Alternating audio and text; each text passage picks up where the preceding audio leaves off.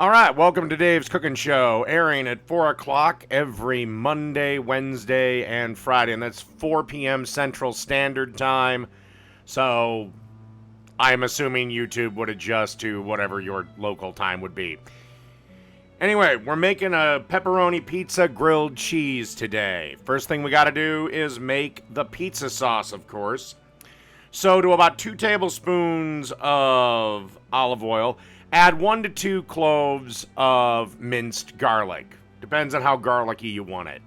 I like it a little more on the garlicky side, so I added closer to 2. All right, and then give this over a low heat a chance to toast up a little bit. Okay, as you can see, the garlic is starting to toast up nicely. Now it's time to add 1 6-ounce can of tomato paste. And then add 1 28-ounce can of crushed tomatoes. Now there is a bit of a debate on pizza sauce. Should it be cooked first or should it be a virgin sauce? Virgin sauce simply means it hasn't been cooked and it's cooked when you make the pizza, basically. I do both. It just depends on my mood. I just decided this time around we were going to cook the sauce before I made the sandwich.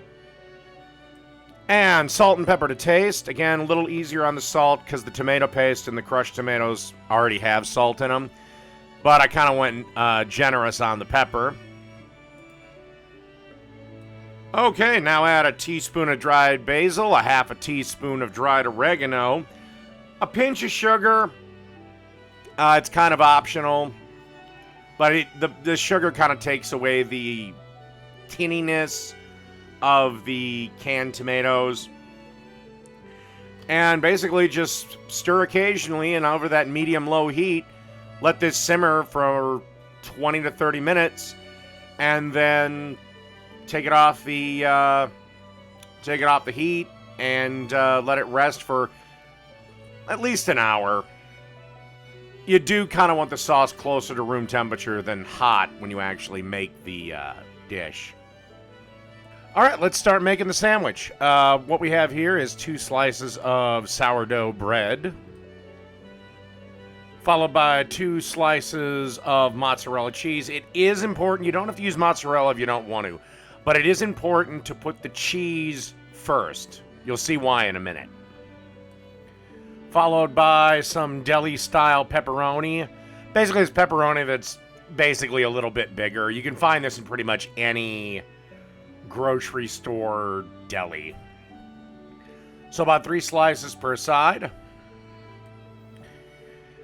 Okie dokie. Now we're going to add that sauce that we made and it's been cooled down. And this is why you want to put all the other ingredients first. Is because if you put the sauce first, it'll basically just get totally sucked up by the bread, kind of making a soggy piece of shit sandwich. So sauce goes on last. Okay, I technically lied. Another slice of mozzarella cheese for each sandwich. Alright, then top it off with obviously another piece of bread. And then butter the top one. And by the way, in the background, you should be having a griddle going at about medium to medium-high heat. Alrighty. Put these butter side down. And then obviously we're going to take the interim and butter the top side. They'll take about, I don't know, I think these took like 3 to 5 minutes a side, something like that. Just basically keep an eye on them and flip them until they're both golden brown.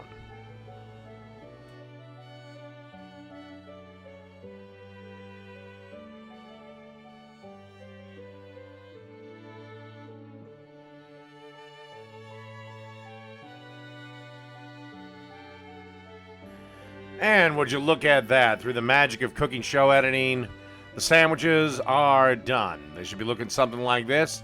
Time to get them off and put them on a plate. One last thing to do, just cut it in half and get the pull apart. And I gotta tell you, this actually did taste like a pepperoni pizza. It was really good, and it's really easy, really quick. So that's a pepperoni pizza grilled cheese. Done.